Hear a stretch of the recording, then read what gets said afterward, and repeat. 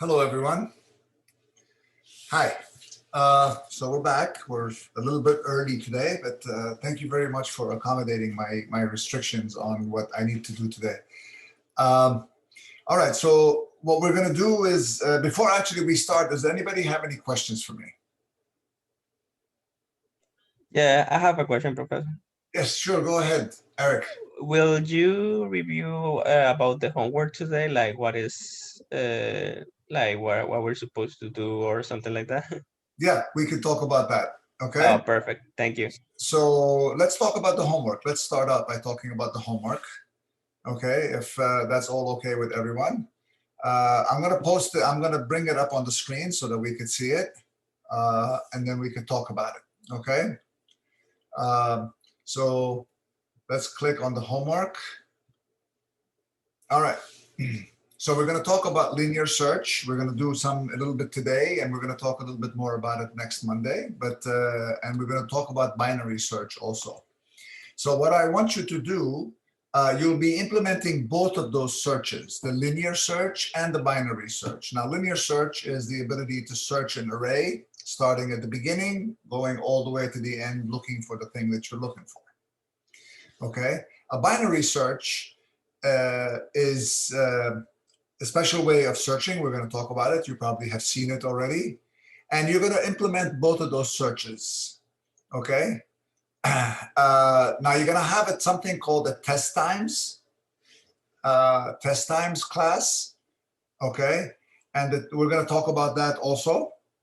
Okay. We're going to start doing the basic implementation of what that looks like.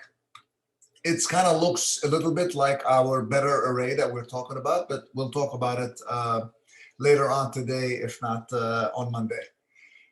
So you're going to have a test times class. The test times class is essentially a class in which you save in it the amount of time that it takes to run a particular test.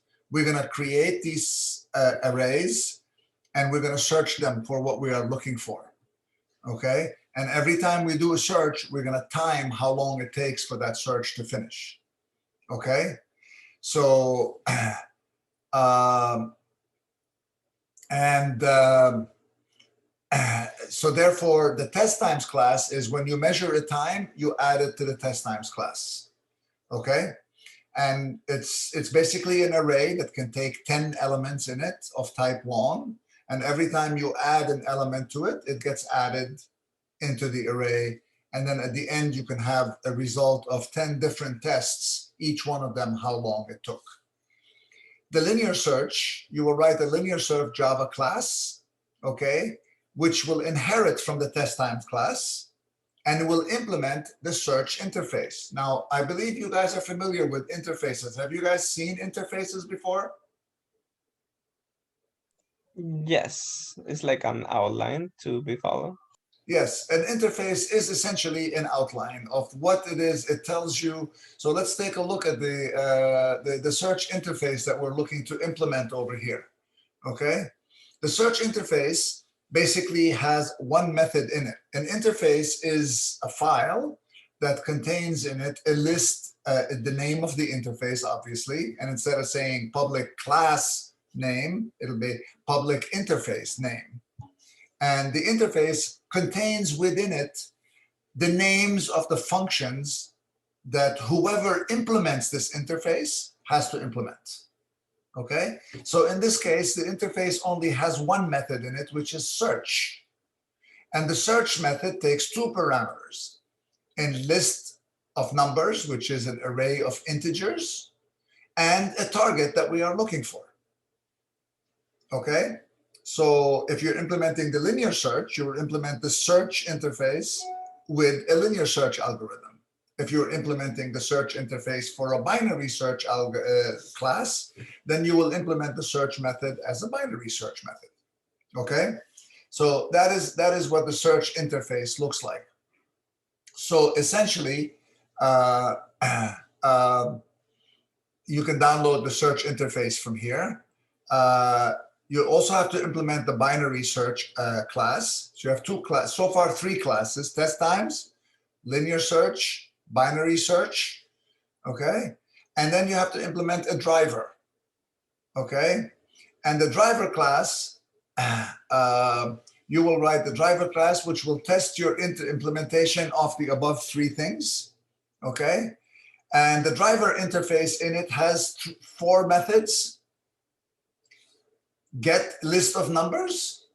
This method will generate and return a sorted array of int values starting at 1 and ending at 10,000, at 10 million. So it's got 10 million entries in it. So whenever I call that array, that method, you will create an array that has assorted numbers starting but 1, 2, 3, 4, 5, 6, 7, 8, all the way to 10 million, and you will return that array to me. Get targets is also a method that returns an array, but get targets returns an array that contains in it 7 elements. 500, 10,000, 100,000, 1 million, 5 million, 7 million and a half, and 10 million. Okay, just these 7 numbers are in this array. So if I call your driver get targets, it'll return to me an array that contains those elements. And then you will write a method run binary search, and then there's also another method that is run linear search. And this method should create an instance of the linear search class and run the search for the specified target. So this method takes 3 things: the list of numbers, the target that we are looking for, okay? And the third thing is, how many times do I want to do the search? So if somebody says do the search twice, you will run the search, save the time, run the search again, save the time again, okay? If it says do it 10 times, you'll do it 10 times. That's what your driver class contains. When you are done implementing all of these, okay, you will zip up all of your Java files into one zip file and you will upload it to Mimir. And Mimir will then test your programs and tell you what worked and what did not. Okay, any questions?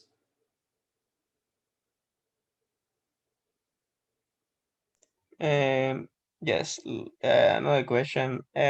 Basically, if we like write some code and something we think we're stuck or is we're having trouble with, can we meet you in office hours, right, to go over it?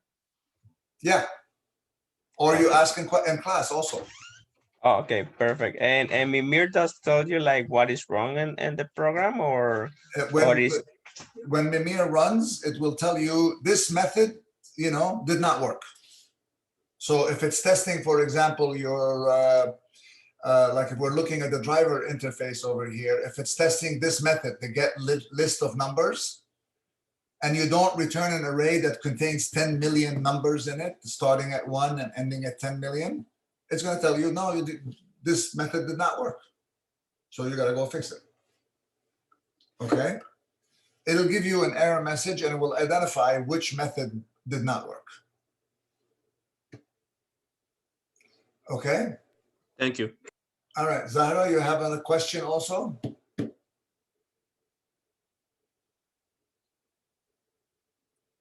Anybody else have a question?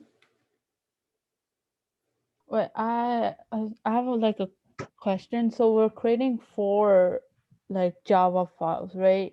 Yes. Okay, that's it. Thank you. You're creating 4 classes in this case. Okay, we're going to talk a little bit about the test times interface today. The test times program itself. Okay, we'll start writing it together and then you'll be able to use that. I'll give you a little head start with the test times. Okay.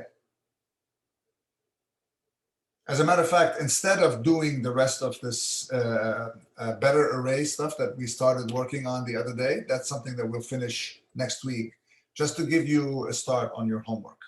Okay? All right. Okay, thank you. So what we're going to be learning today, we could use that for the homework? Yeah. Okay, thank you. All right. We will talk a little bit about the test times class, and then we will also talk about linear search and binary search today. Okay, so let's start out by talking about the test times class. All right, well, to do that, I am going to switch over to Eclipse again, and let me share that with you. Share screen. Okay, so you should be looking at my Eclipse now, right? So what I'm going to do here is we're going to create a new Java project, and we're going to call this, I don't know, test times, okay? The project. And in it, we're going to create a class, we're going to import our test times interface, just so we're going to build it based on the test times interface. So I'm going to import into here from general file system, and I will go to find my file. Where is it? cmp338 s21 homework solutions, homework 1 doc. No, not the doc, sorry. Browse homework 1 source, and I want to get the test times interface. Okay, that's the interface I want. So my project currently has one file in it, which is the test times interface. And the test times interface essentially has comments in it. The comments are what produces what is called JavaDoc. We'll talk about JavaDoc if you're not familiar with it later on. And the test times interface has the following methods in it: get last test time, get test times, reset test times, add test time, and get average test time. Okay, so let's implement this test times class together. All right, let's do that together. So what we're going to do now is we're going to create a new class, and we're going to call it test times. And that test times inherits from object, but it implements the test times interface. Okay, it implements that interface. And so we're going to create the class, and here's the class because it knows that we're implementing, because it says public class test times, which implements the test times interface, and it knows the methods that need to go in it, so it puts them in there for you. Okay. So what do we know about this test times interface? Well, one thing we do know about it is that you can put up to 10 test times in it. Okay, and these test times, each test that you run is measured in a quantity of the type long. So we're going to have in here a private long array, and we're going to call this times. Okay, we're going to, how about we call it test times?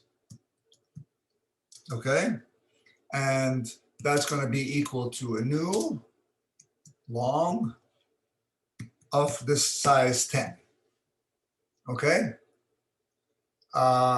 so that essentially is our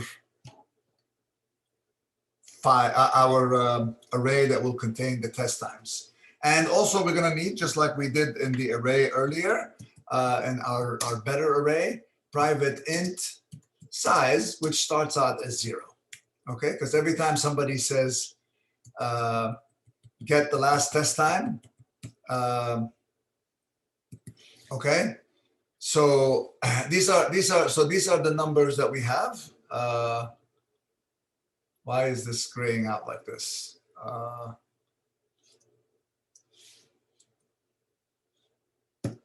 Okay, sorry about that. So size is equal to 0. There's nothing in the array. Okay, well, let's do this a little bit differently. Index, and we're going to start the index. So just to reference, where in the array are we? Okay, we're going to say we are at index -1, which means there's nothing in the array right now. So let's do the add test time method here on the bottom. Let's do this add test time method. Okay, So at test time, somebody is passing me a number and I need to put it into the array. Okay, so what we're going to do is we're going to say test times sub plus plus index is equal to test time. Okay, remember the plus plus is a pre-increment. Okay, is a pre-increment, and therefore its index will go from -1 to 0, and it will put this element at element 0. Okay, and the next time it'll put it at element 1, next time it'll put it at element 2, and so on and so forth. Does that make sense to everybody? Did I lose anybody yet? So yeah, quick question. So you're saying that you said a pre-increment, so whatever number you put, I guess, for the index is going to increase it by 1 before using it, I guess. Exactly. That is perfect summary there. Professor, Eric, go ahead. quick question. And if we put index to be 0 and we increment after this use, that works too, right? That works also, but it's just like I made a design decision in my head to use this method instead. Okay. Better perfect. array, we're doing something else, and here we're doing something different. Okay?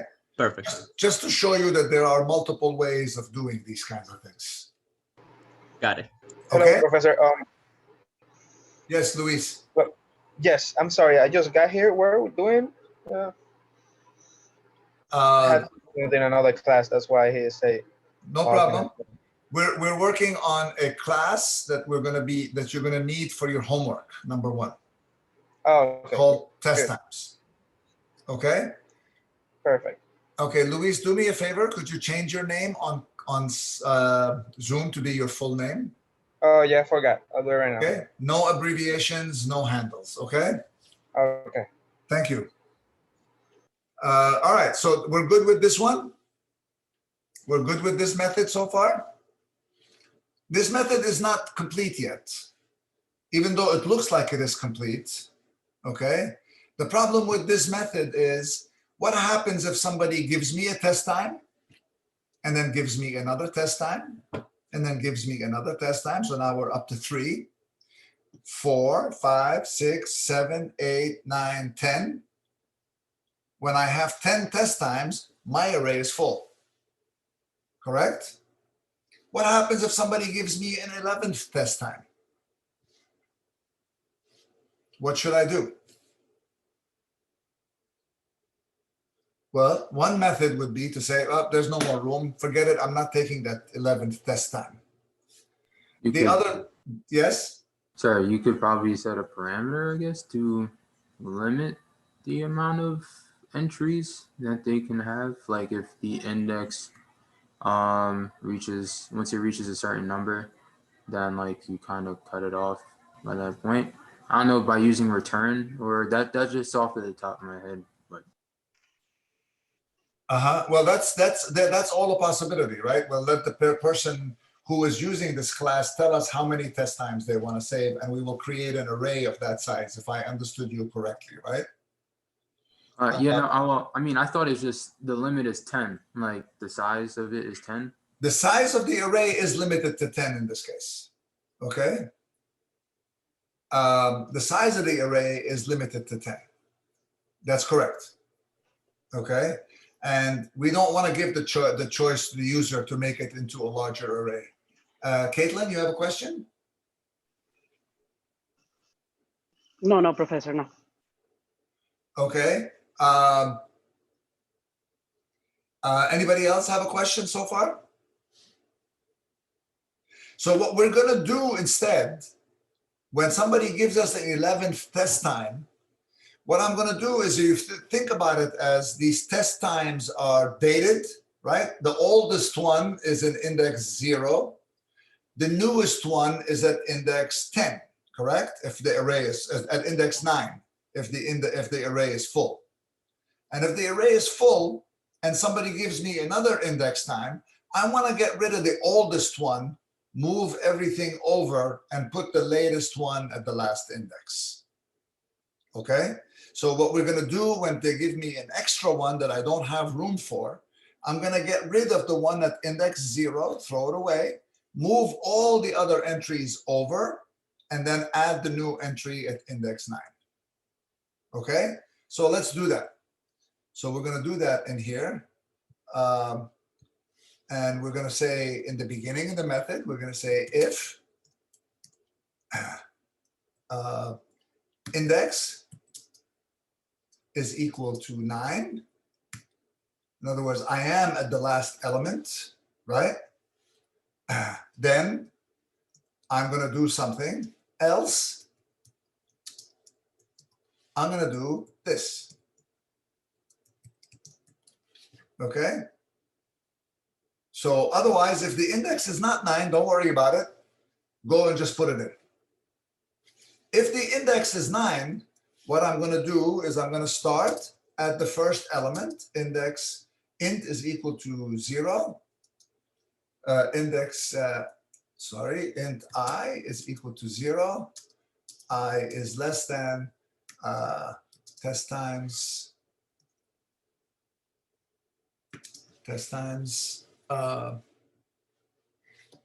dot length.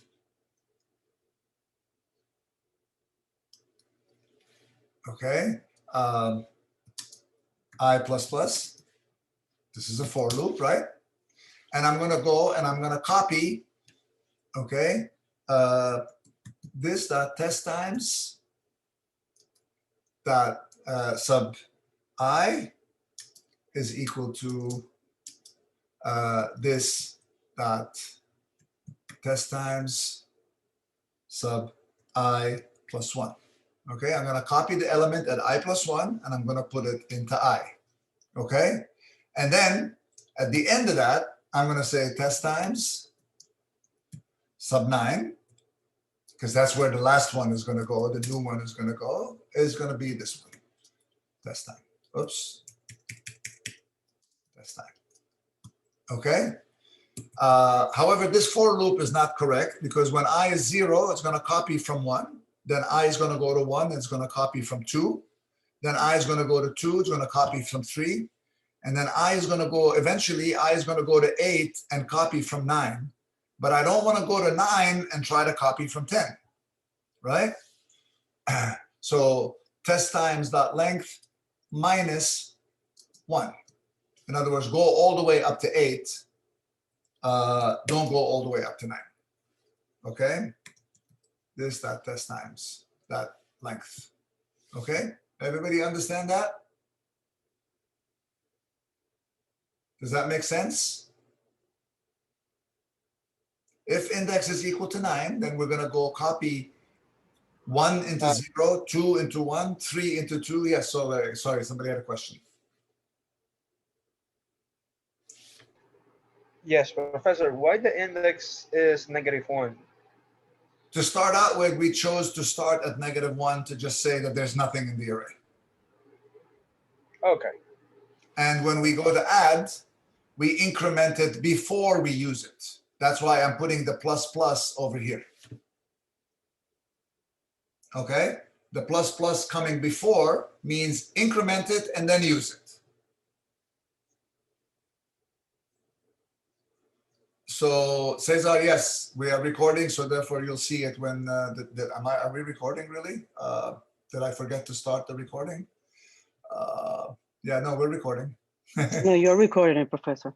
I had a panic attack there thinking that maybe I forgot to start the recording. All right, no, we're recording. Phew. Which Okay, is really good because we can catch up on anything that we're missing. that's exactly. That is a good thing. All right, so everybody understand this method? Did anybody have questions about that? Wait, I have a question. Natalie, go ahead. I thought that if you wanted to put in the value at the beginning of the array, not the end, like the new value, Uh-huh. are you putting it at the beginning or the end? No, okay, so if you always are appending at the end of the array. No, but I mean, like, if you already have an array with like 10 values and you're getting an 11th value, you wanted to put it at the beginning of the array or the end? No, it's always going to be at the end of the array. Oh, okay. But if you think of the entries in the array, the one at 0 is the oldest entry. The one at 9 is the newest entry. We agree on that? Stay with me here. Natalie, just keep Yeah. yourself. So the oldest entry is at 0. The last entry, the newest entry is at 9. Okay, because they're getting added. Add. So if I do 10 times add test time, the last one is the newest one is going to be at index 9, correct? And the oldest one is going to be at index 0. Okay. So if somebody Also, now okay. comes and gives me one more, hang on one second, Caitlin. Somebody comes and gives me one more to add. I have no room to add it. I'm going to get rid of the oldest one by moving everything over by 1 and then putting the new one at the end. Caitlin, go ahead. Yeah, you just said it. Okay. Yeah. Does that make sense, Natalie? Yeah. Okay. So that's what I'm doing over here in this method. If the index is 9, it means that the last one I put in was at the end of the array. That's where I'm at. My array is full. I need to move everything over and then add it at the end, because always the latest one is at the one at the end. I see. Okay. Thank you. Sure. Okay. So let's as long as we're done with that method, let's do this one. Okay, get the last test time that was given to us. How will I know where the last test time is? The length -1. It's wherever the index is at, right? Correct? If index not equal to -1, right? In other words, there is something in the array, then I'm going to return this dot test times at the current index. Okay, just return to me that test time. Okay, else I'm going to return some number that indicates that there is no test time in here. Okay, so that is going to basically be my last test time. If there is no test time, I'm just going to return a -1 saying that there is no test time. Okay. How about get test times? Get test times basically says return to me the array of test times. So I can just say return this dot test times. Is that correct? Does that make sense? Quick question. So we don't need to return a copy. We can return the array. That's a good question, Eric. We're gonna come to that. Okay, Eric raises a very good question. So this is a trick in object-oriented programming that kind of like is there's a little problem with security here. Okay, because notice when I made this array as one of my variables in here, I made it into a private array. Okay, I made that into a private array, meaning I own this array and nobody else should have it. If they want it or they want information about it, they got to talk to me and I'll give them something. Okay, I'll give them back the array, but I don't want to give them my array, because if I give whoever called this array, this method, my array, then they can change it. They have a pointer to it. They can go in there and do all kinds of things, screwing me up completely, right? So what I want to do when I give it back to them, I want to give it back to them as a copy. Okay? Does everybody get that? So instead of just returning the array itself, what I'm going to do is I'm going to make a copy of the array. So I'm going to make in here a long array, I'm going to call it, is equal to new long and 10. Okay. And then I'm going to go for int I equals 0 I is less than this dot test times dot length,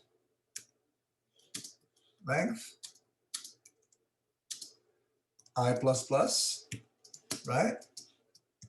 And I'm going to say array. If I could only type, array sub I is equal to this dot test times sub I, right? And instead of returning my array, the test times array, I'm just going to return this copy that I made. Okay, I'm just returning that array, the new array that I made. That way, if I give it to them and they mess it up, it doesn't mess up my array that I have in here in my class. Whoever can call this can get this array and then write into it and do anything else they want with it. There's no protection at that point, which means they own that array. Okay, so that is why if I'm making a copy of it in case somebody calls it and says, give me the array, and then they go ahead and they start changing the array, my array does not change. I own my array. My array is mine, nobody else's. Okay, good. Oh, so it won't affect our array. Right, this test times array will never get messed up by somebody who calls this method and gets a copy of my array and then starts changing it. They won't be able to do that now because I'm not giving them my array. I'm just giving them a copy of my array. Okay? We're good? I just have a request from everybody because when I'm talking and I'm programming, it's not always easy for me to look at the comments, okay? Or make sure or see that people have their hands raised, okay? This is one of the complications of this remote learning. So don't send me a comment if I could ask you for that, for a question. Raise your hand, and if I don't respond like really quickly enough, just unmute yourself and ask the question, okay? So that way you won't be waiting forever for me to see the fact that you have a comment in here, okay? So this is test times. We've made this method, we've made that method, okay? We want to be able to reset test times. And reset test times meaning we want to get rid of everything that's in test times, right? And reset our index back. So what we're going to do is I'm just going to copy this for loop over here.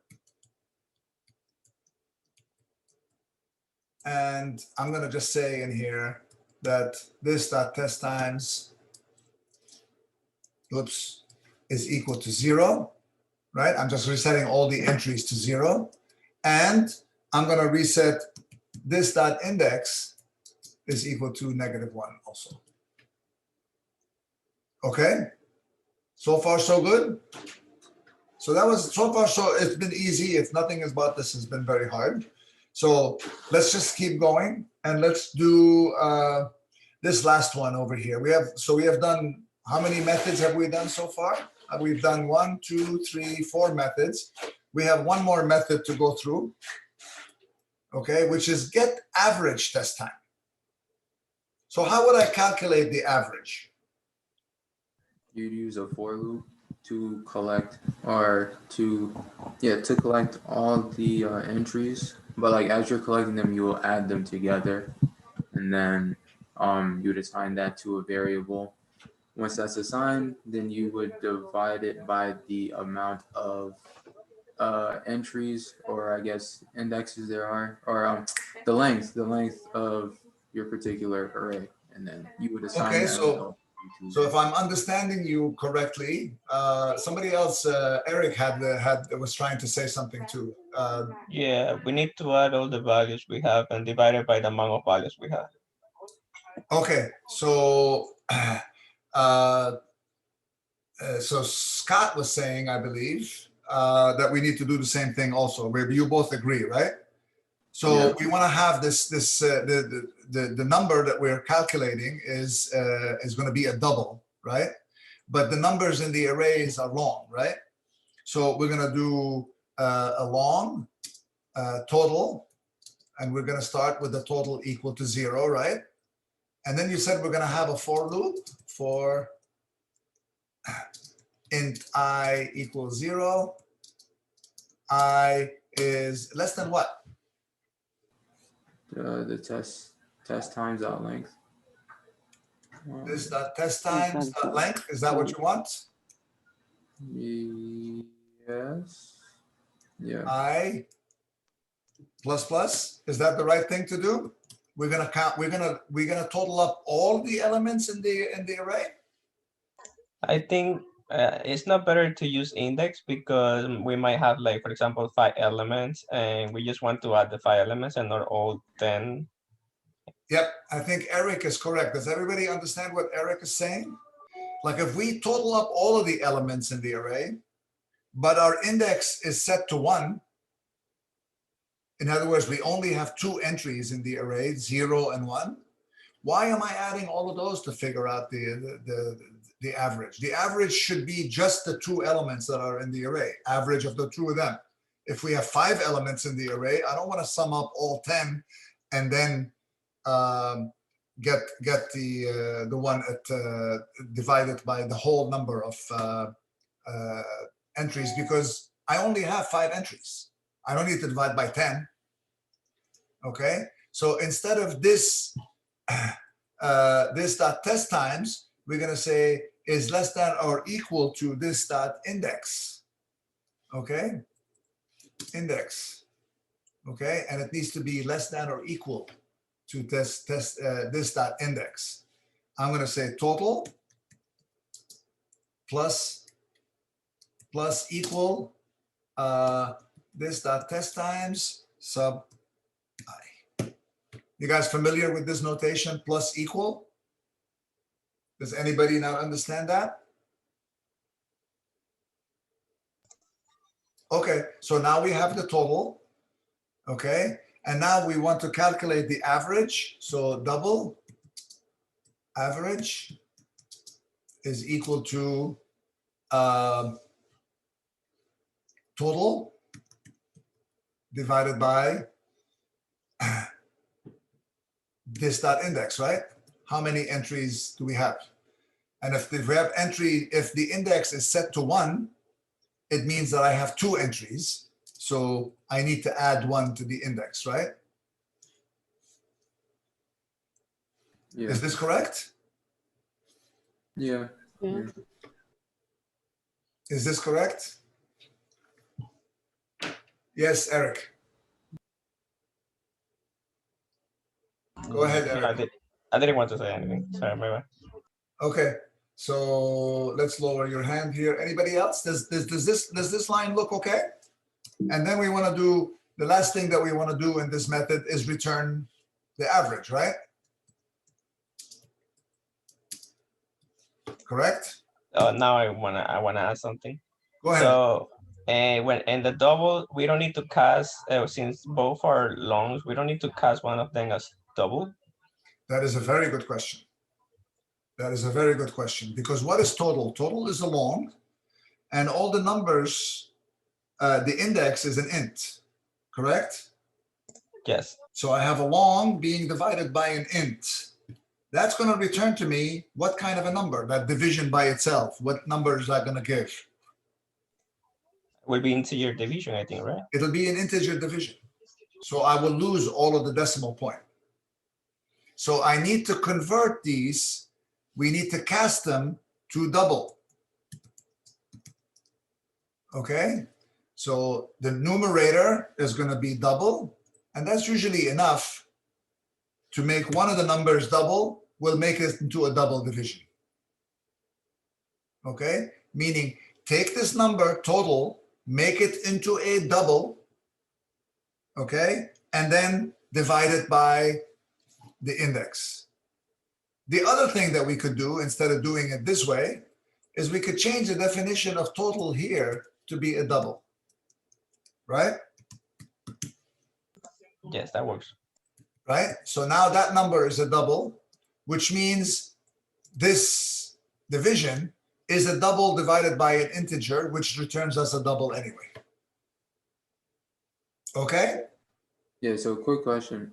So the numerator determines the, like, I guess the outcome or the value, like, in the calculation. Like, that's a bit rusty for me. Like, so to decide like what the result is gonna be, or what the value to the value to a variable is, when you're doing like an operation like this, like when you're dividing, the numerator decides it, like what No, the numerator does not decide it. That's a very good question, because here the numerator is a double, but the denominator is an integer, right? So the result is going to be a double. If it was the other way around, it would still be a double. Okay? So if total was still a long, okay, if total was a long, and I did this down here, I would cast that to a double. Okay, cast the denominator into a double. It means one of the two numbers is a double, the result is going to be a double. Oh, so either way, whichever one you cast. Either one Doesn't of matter. them, as long as one of them is a double, the result is going to be a double. Oh, okay. Okay, so we're going to return it to what we had over here, which is a little bit cleaner. Okay, so the total itself is a double, so therefore we don't need to do that. You don't need to do any casting. We're good? I have an observation, Professor. Sure. Okay, so if we call this method, I know like if you don't have anything in the array, it will not do anything, but we're gonna have an issue, because if the index is -1, -1 plus 1 is 0, that will be undefined. That's a very good question. So we need to be careful of, in that case. Okay, so that is a very good point. Thank you again, Eric. So if, okay, we have to have some kind of a condition here, else we're gonna have a different condition, okay? And we're gonna say, if I have some stuff, then I wanna return this stuff, right? Else I wanna return some other number saying my average is 0, right? So I can say return 0.0, right? But what is the question here?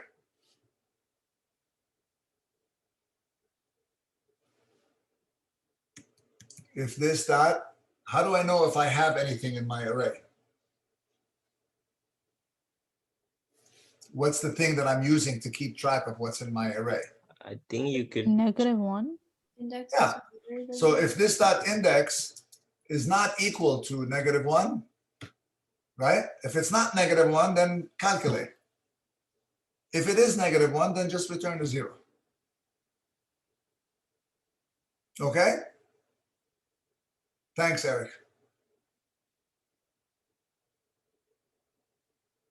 So that's, I think, makes for a very good class that we have implemented over here. And that's going to be your test times class. Okay? I just wanted you to see it. And I will actually post this on the web in our class so that you can just go ahead and download it from there. Okay? Under the examples section. Kuruma, or is it Ali or Kuruma? Which one is your first name? Hello? Ali Kuruma, go ahead. You have your hand up. I guess I not. wanted to know if you could submit the code on, like, to show us how you submit online. How do you submit it online? Yes. Okay. Let me log into Mimir. Like with the zip file? Yeah, you have to make a zip file. Okay. Let me just log on to Mimir over here. And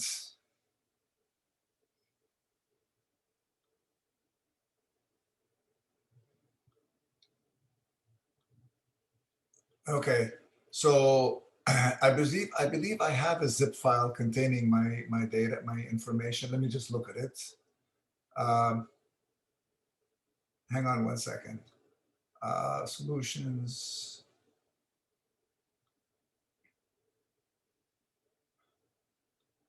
Okay, all right. So we're okay with this method, with this class. Anybody else have any questions about the test times class? All right, so we'll stop sharing this screen and I will save this file and we'll come back to it later on. All right, let's go over here and I'll share this, my browser with you. I believe we are. Professor, if we come across like any questions later, can we like ask you like in Slack or in class? I'm sorry, Zahra, I missed that. Could you repeat that again? If we come across questions, like if we're watching the lecture and we come across questions, can we ask you again, like in class? I would appreciate it if you asked me as many questions as you want. Oh, okay. Okay? Okay, thank you. My job is to explain this stuff to you. Okay? My job is to teach you. And I cannot do my job if you guys are not understanding. So if you're not understanding, please stop me and say, could you please explain this again? Or I didn't understand that again. I missed this part. Whatever you need to ask, okay? So please, Zahra, please feel free to just ask questions anytime. Okay, thank you. Okay? So when you go to Mimir, you're going to see homework number 1. Okay? You can click on homework number 1. Okay? And you submit, and then you choose the file you want to submit. Okay, and I'm going to pick up my file over here from my solution to this homework because I program these homeworks myself in order to make sure that they're working. And this is my code.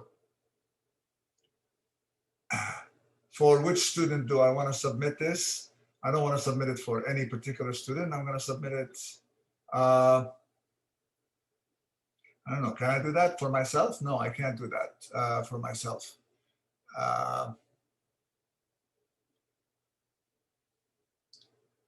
Sandbox. So I'm going to submit it here instead. Okay. That's for me to experiment. Okay. And I'm going to submit it. And when you submit, it says, are you sure you want to submit? It runs the tests on the right-hand side over here. You see it's running the tests. And this says this obviously passed all the tests. Okay. So basically you go to Mimir, you go to our class because you're registered in the class, and you click on the homework and you just submit the homework by basically taking your files that are zipped and you send them. And by zipping, I mean just take the Java files, including the interfaces, combine them all into one zip file, and then upload that zip file to Mimir. Does that answer the question on how to do that? Sorry, quick question. Beforehand, at least with iBooks, we were able to drag our file or class, I guess, over. It doesn't work the same way. Like you said, you had to put into. Yeah, I'm kind of like new with that because usually I was used to like dragging over the Eclipse class over to the particular spot when it came to. So can I, in other words, can I drag my zip file from my browser, from my thing? Can I drag it from here and drop it into here? From Eclipse over. Yeah, you can. Okay. I just did that. Okay. Great. Yep. You can do that. Okay.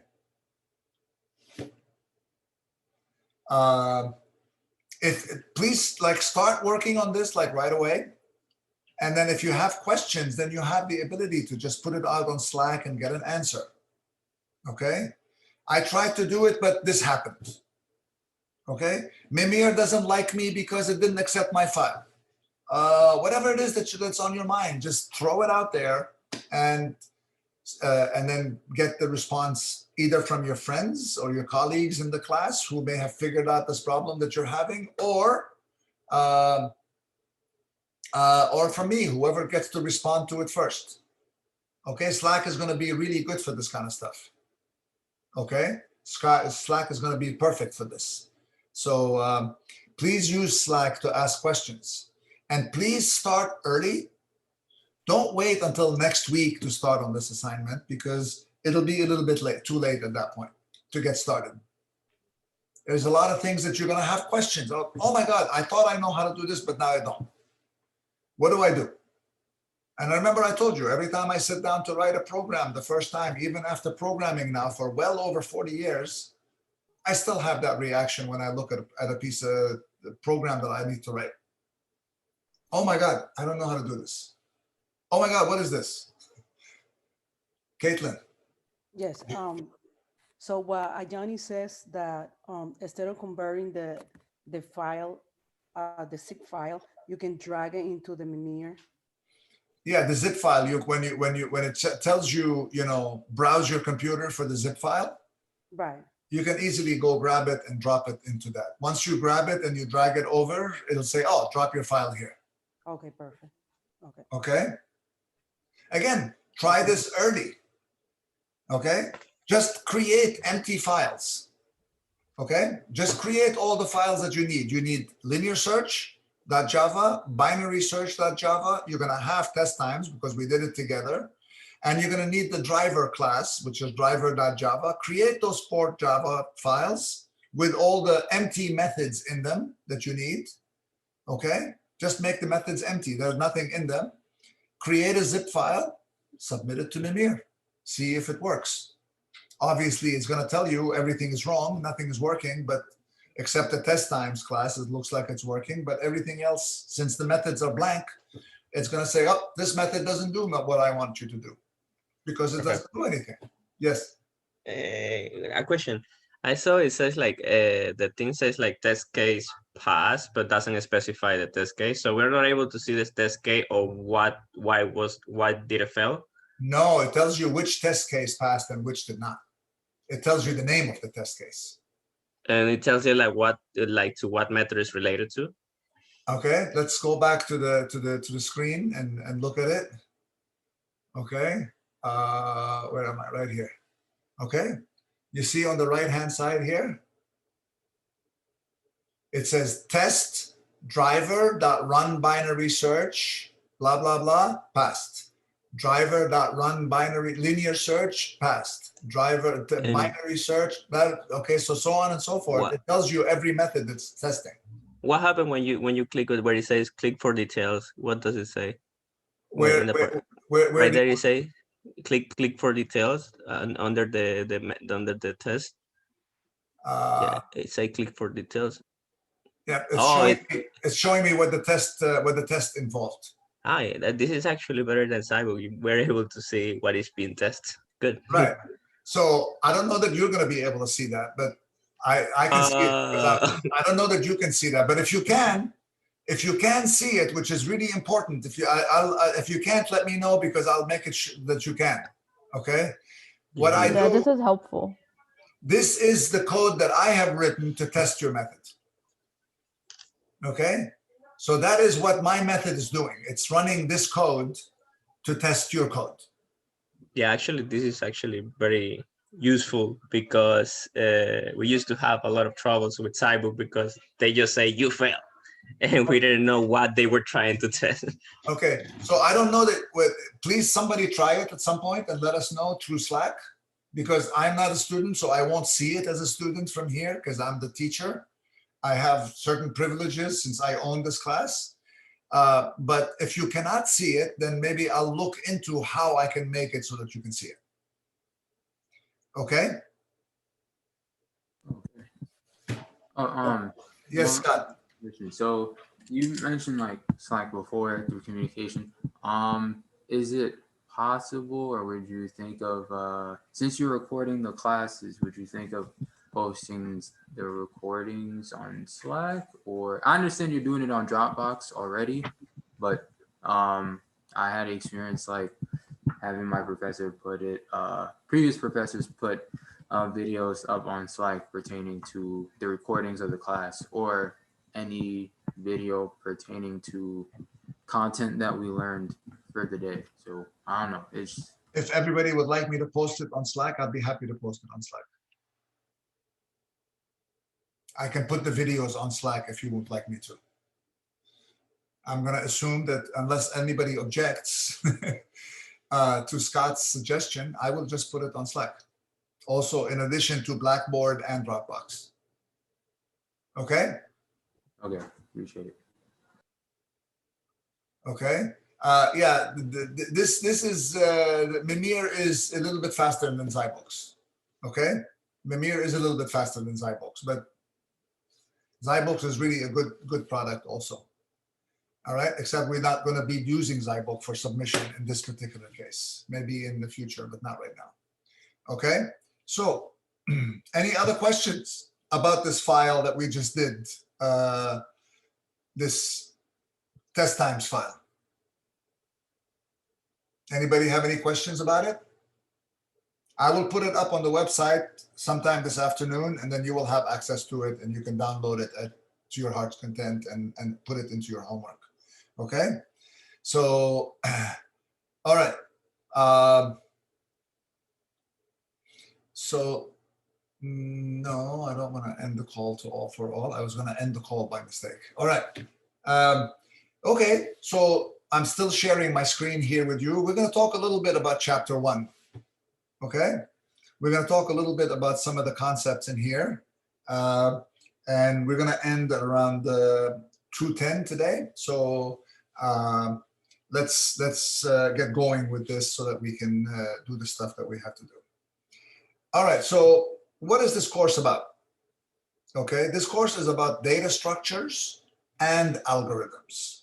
Okay, so what are data structures?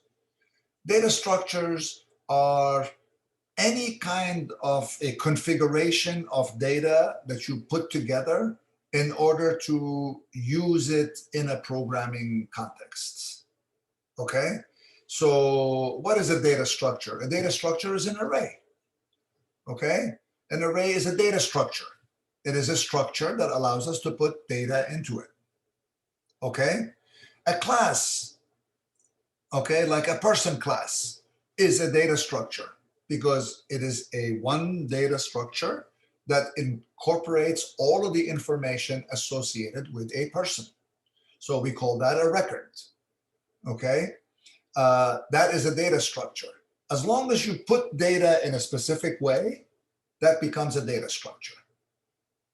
And as long as I've decided what belongs in with this data, then it's a data structure because I have structured a bunch of things and put them together and defined them as one record. Or I've taken a bunch of things and I put them into an array. That the array is a structure that is holding a whole bunch of my data. Okay, there are all kinds of other data structures that we're going to learn about in here. Some of them are, for example, a linked list, a binary tree, a hash table, a heap, a graph. These are all data structures that we're going to study here.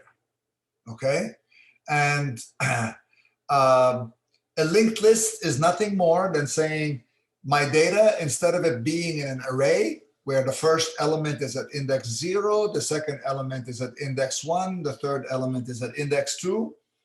It's not structured in that way.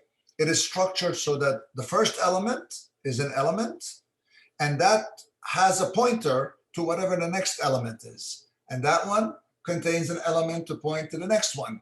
Every element points to the next one. And I have a pointer that points to the first element. So whenever I want to find my data structure, I go to the first element, and then I can navigate the list going down the list to find the element that I want. That's a linked list. A binary tree is a linked structure as well, but instead of every element having one successor, the binary tree, every element can have two elements that are its children, so to speak. Okay, and it becomes a structure building from the top, going down. The root is at the top of the tree, and the root can have two children, and each one of these children can have two children of their own, and it becomes a binary tree that spreads down. Hash table is another data structure that we're going to talk about. No need to discuss it in detail right now. Heaps is a form of a tree, and a graph is just what that sounds like, is a graph that connects a whole bunch of entities together using edges, and basically allows us to traverse that graph to get from one place to another in the graph. So for example, your GPS in your on your phone is navigating a map of the roads that you are trying to go through, and is representing that map as a graph. And then there we have algorithms that say, okay, we're here, we want to go there, and it'll find the path for you to go from one place to another. That is what a graph looks like. Okay, so which data structure do you want? Which data structure do you use? Well, that becomes a question.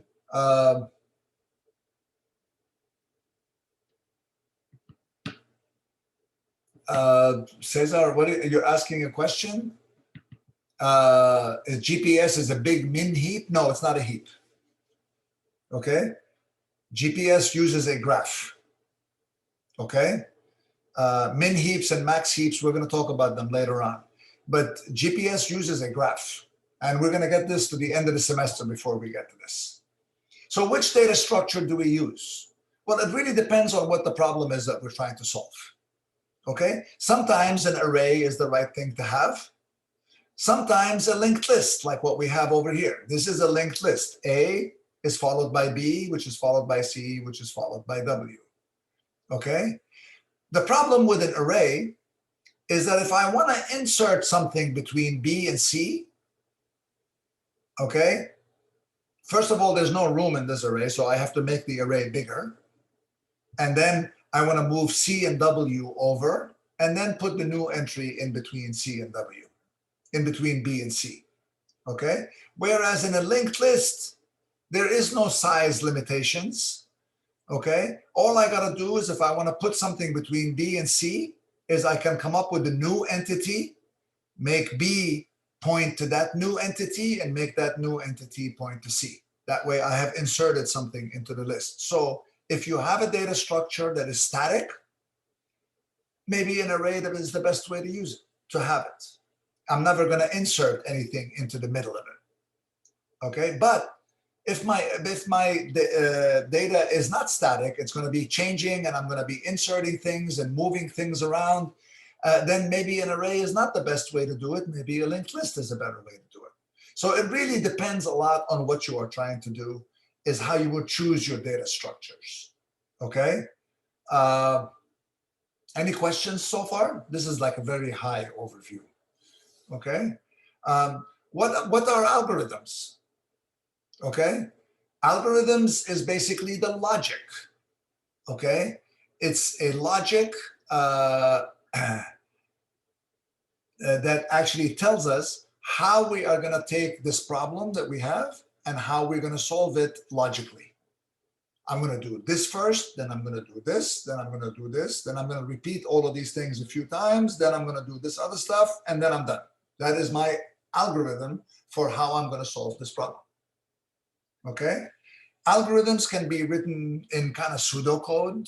They can be written in flowcharts kind of things that you've seen flowcharts, which has boxes and arrows that connect the boxes, and a decision box saying, you know, is this true? Yes, no, right? You can express an algorithm in many, many different ways, okay? So, for example, the algorithm for looking through this array to find the maximum number, okay, is described on the right-hand side over here by saying the max. The way I'm going to look for the max is I'm going to start out by saying the first element is the max. And then I'm going to look at all the elements in the array. And if I find things that are bigger than that element, then that's going to become my new max. Okay? Then that's going to become my new max. Okay? So that is an algorithm for how to do it. It's kind of written in pseudocode. Pseudocode means it's not really strict Java code or C++ code or Python code or whatever other kind of code. It's written in some kind of a language that resembles a programming language, but it's not really a programming language. So it's pseudocode. Okay? So That's what an algorithm. So we write algorithms for all kinds of things. Okay, like linear search is an algorithm. Okay, binary search is an algorithm. The search engine that Google employs uses an algorithm. The analysis of DNA, when they're comparing DNAs and analyzing DNA compositions, is also an algorithm. GPS is an algorithm. It uses something called Dijkstra's shortest path, which we're going to learn about towards the end of the semester. Okay, so that's how navigation is done. Navigation is done using an algorithm that was developed by somebody named Dijkstra way back when. Okay, so there are algorithms can be efficient or can be inefficient. Okay, so if I'm looking for something in an array in a linear manner, it is probably efficient for me to start at the beginning and go to the end, or start at the end and go to the beginning. Those are efficient implementations. Okay, an inefficient implementation would be look at an index, then randomly pick another index, then randomly pick a different index, then randomly pick another index. Okay, until you have covered all the indices in the array by random selection. Then you can say, I have looked through the whole array, but that's not efficient because there's no reason to do that. Okay. There are also some kinds of class of problems that are not possible to be solved by algorithms. Okay. Because they are called NP complete problems. They are a set of problems which there is no known efficient algorithm exists. Okay. There's a whole class of these kinds of problems, and we're not going to cover problems like that in this course. I'll give you an example, for example, of a problem that is very hard to do by algorithm. Okay, is scheduling a sports season for an entire league is not an algorithmic process. Okay, there are people who sit there on a blackboard and they sit there with all the teams in baseball and they manually draft the schedule for all the teams. Okay, that's an NP hard problem, NP complete problem, which is not solvable by algorithms. Relationship between data structures and algorithms.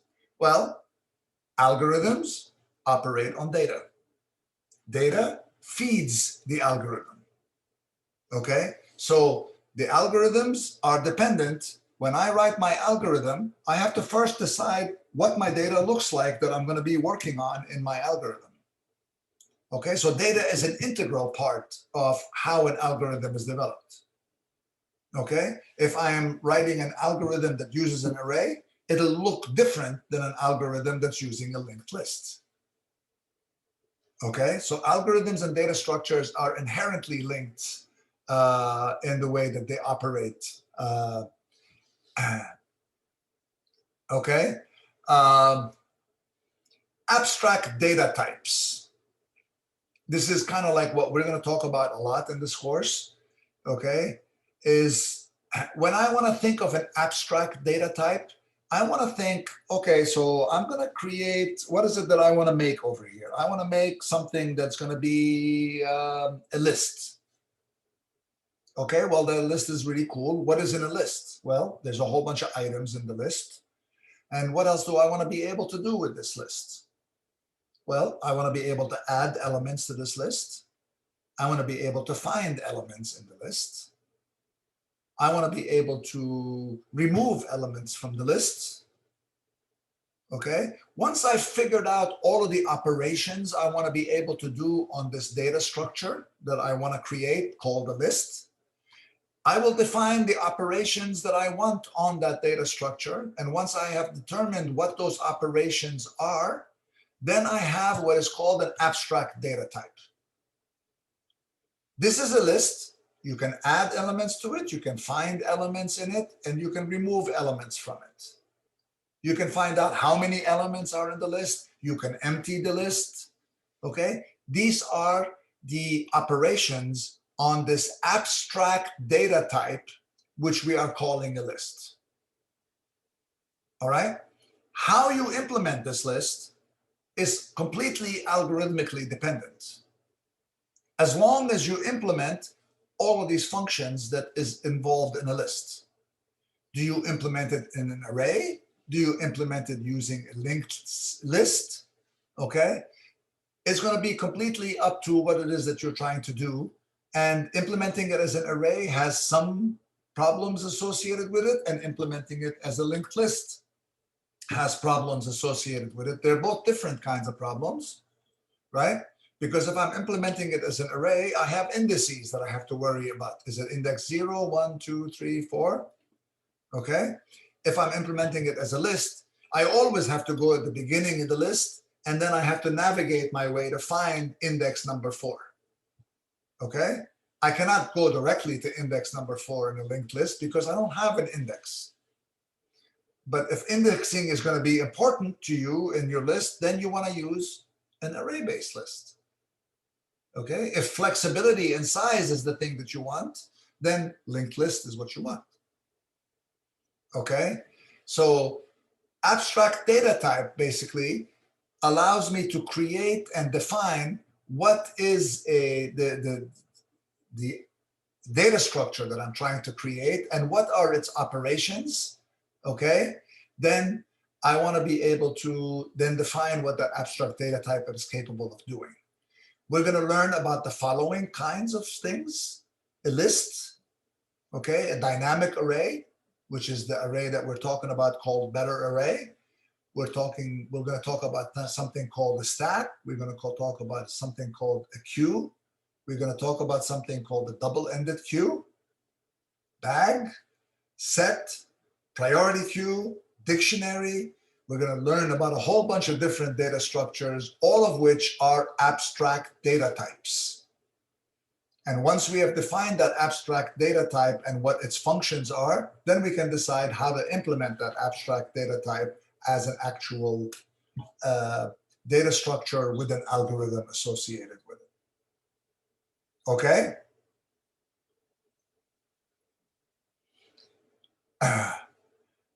Applications of abstract data types is I can create a list and I can use that list for something.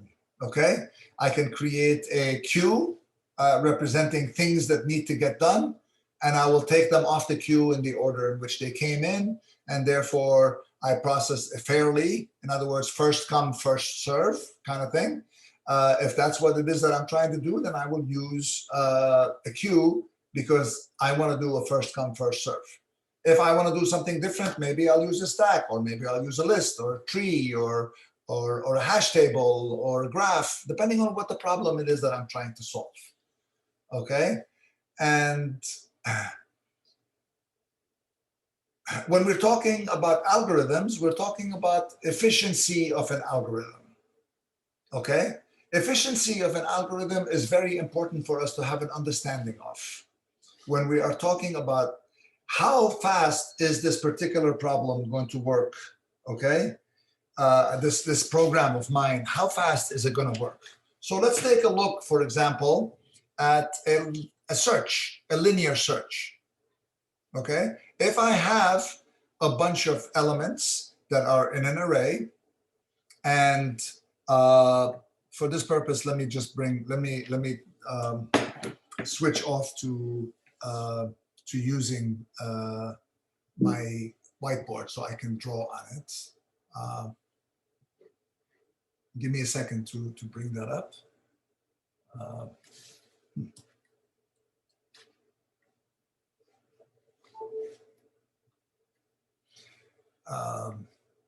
Okay. And I'm going to switch the screen that I'm sharing with you to be the screen that I have in front of me here. Okay. If you just give me a second to get that going. And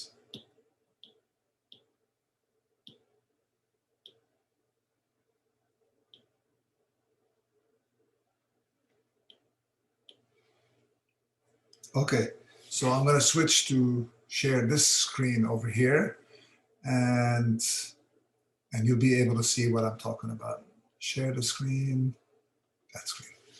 Can you all see my screen with the yellow grid paper? Yes. All right. Yeah. All right. So if I have an array, and this array has in it a bunch of elements, A, B, C, D, E, and F. And I'm looking through this array, looking for a particular letter. Okay? I'm doing a search. Well, I'm going to do the search by always starting at the beginning at index 0, then going to index 1, then going to 2, 3, 4, 5. And when I get to 5, I can't go anymore. I will know at that point in time whether I found it or I didn't find it, right? If I'm looking for A, okay, I'm going to find it real quick. So if I'm looking for A, I'm going to find it in one stop. I'm going to find A, right? If I'm looking for F, it's going to take me 6 times going through the array to find out whether it's there or not, right? And if I'm looking for D, it's going to take me 3 times, 3 operations through the loop to find them. 4 operations, sorry, through the loop to find it, correct? So the best case scenario is the thing that I'm looking for takes me 1 stop to 1 operation to find it. The worst case scenario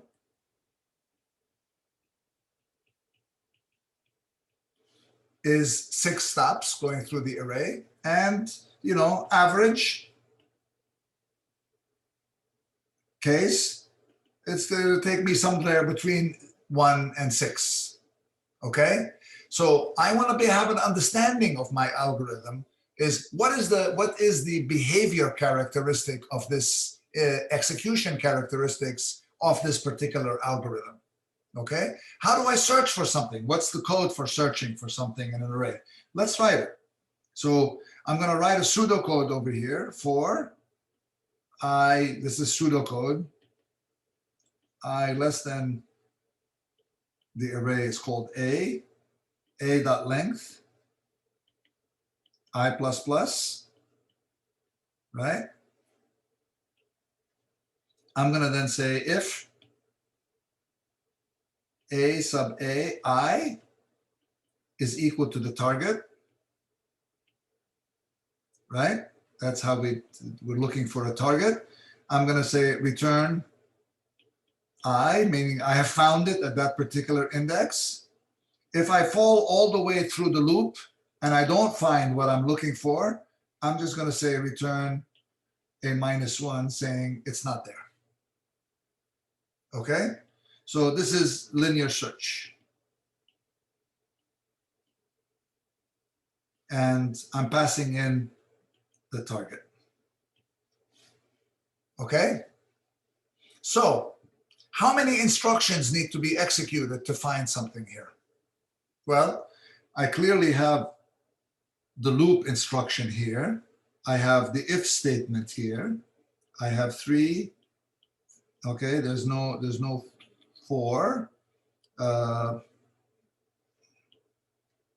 And then this is the 4th instruction here. So if I'm looking for A, how many instructions get executed? Well, 1, 2, 3, right? 3 instructions get executed, right? So the best case scenario in this case was 3 instructions. If I'm looking for F, how many instructions get executed? Well, I'm going to do 1, 2, 1, 2, right? And then 1, 2 again, and then 1, 2 again, and then 1, 2 again, and then 1, 2 again. I'm going to go through those instructions, 1, 2. I'm going to do that 6 times. So that's 12 instructions, right?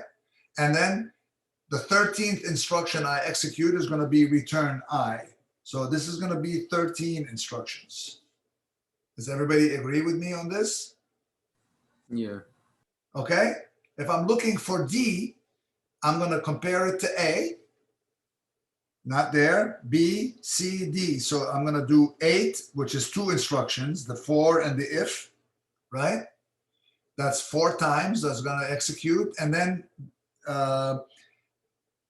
so 4 times 2 is 8, plus 1 is 9. So 9 instructions get executed for me to do it. All right. It turns out that even though I'm executing, notice that there are even multiples of 2 every time I go through the loop. There's 2 for A, 2 for B, 2 for C, 2 for D, 2 for E, 2 for F. And then if it is F, then I'll return, right? It turns out that this is dependent not on how many instructions per se, but is how many elements are in the array. Because really it turns out to be the number of instructions are whatever is the index that you're looking, if the element is at a particular index, so it's index times 2 plus 1. Okay? Index, sorry, it's index plus 1 times 2. Okay? It's index plus 1 times 2 plus 1. So F was 5 plus 1 is 6 times 2 is 12 plus 1 is 13. That's how many instructions got executed for F. Okay? It turns out, though, these are all constants. These are all constants. Every time I go through the loop, I'm going to execute 2 instructions. Correct? Every time I'm going to go through the loop, I'm going to execute 2 instructions. On that one time that I'm finding the element that I need, it's going to be 2 instructions plus 1 and then return, right? So it really is more dependent on the number of elements that are in the array that determines how efficient this algorithm is. So this algorithm, in the best case, in the worst case, when we're looking at a scenario for an algorithm, we're always interested in the worst case scenario. Okay? So the worst case scenario here is dependent really on the fact that F is all the way over at the end of the array. And therefore, it is dependent on the number of elements in the array, not on how many instructions each time going through the loop. Because that's a constant. I can always multiply by that later on. So we say that an algorithm like linear search is of the order of n. Okay? It is of the order of n. In other words, it's going to, on the average, it's going to take me about n number of operations, where n is the number of elements in the array, okay, to find something. Because if I'm looking for the thing that's going to be at the end of the array, then it's going to take me n number of times to go through the array to find the element that I want. Or even if I'm looking for something that is not in the array, it's going to definitely take me n times, because I'm going to look at everything and say, oh, I looked through everything and it was nowhere to be found. That's also n operations to get there. So we say that therefore, this search algorithm is of the order of n, which is n is the number of elements that I'm working with. Okay? Some algorithms are going to have a higher order of execution than that, and some algorithms are going to have less than that. We want to try to keep this number of the algorithm at a minimum, because we want our algorithms to be efficient. Okay? Similarly, we have an understanding of how much memory is required, okay, in order to accommodate the data structures that we're dealing with. In this case, the array, and we measure algorithm by storage. The storage, we measure it by something called S, and S is of order n. I have n elements to put in here, so therefore this takes n elements. It occupies storage proportional to the number of elements that are there. Okay? It's not exactly n, but it's proportional to n. If n is 4 bytes, if each element takes 4 bytes, so it's going to be 4 times n. Okay? But it's of the order of n. We're good? Any questions about any of this? All right, so if there's no further questions, I'm going to take attendance and we're going to call it a day today. I have one last thing to talk about with you guys about next Monday. I'm sorry, my schedule at the beginning of this semester is a little confused. Today we started a little early. Can we start later on Monday? Would everybody be okay if we started at 2 instead of at 1? 2 o'clock.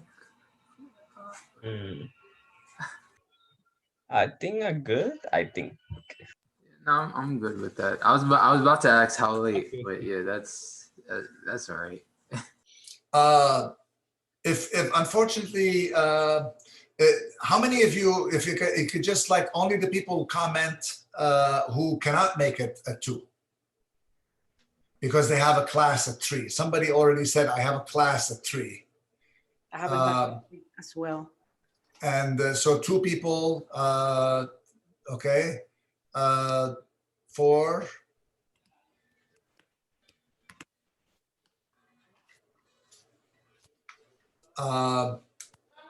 So if you don't mind, unless there's a huge objection, we will start at 2 and then we'll go until 3:40. And then those who have to leave at 3 can watch the rest of the video because the video is going to contain the material that you need. Yeah, I guess we're gonna have to watch the video then. Okay. Yeah. We're okay with, does anybody have an objection to that? We'll start at 2 and then finish at 3:40. And those who have to leave at 3 can leave and then the video will contain. Okay. If you have a problem, please schedule office hours to talk to me or send me an email or yell at me on Slack or whatever. Okay.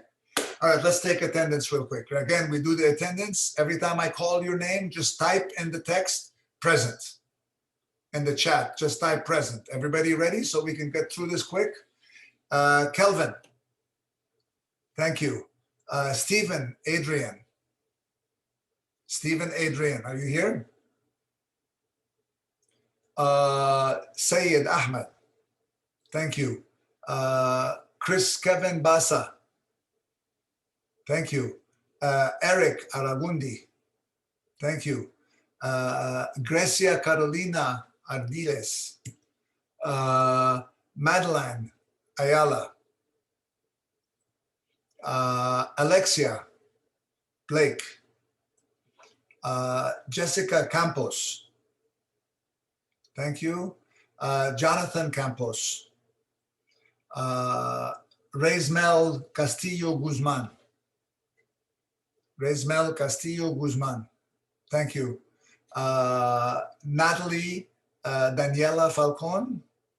Present. Thank you. Just type present in the chat. That's all you got to do. Okay. Thank you. Tyrese Ford.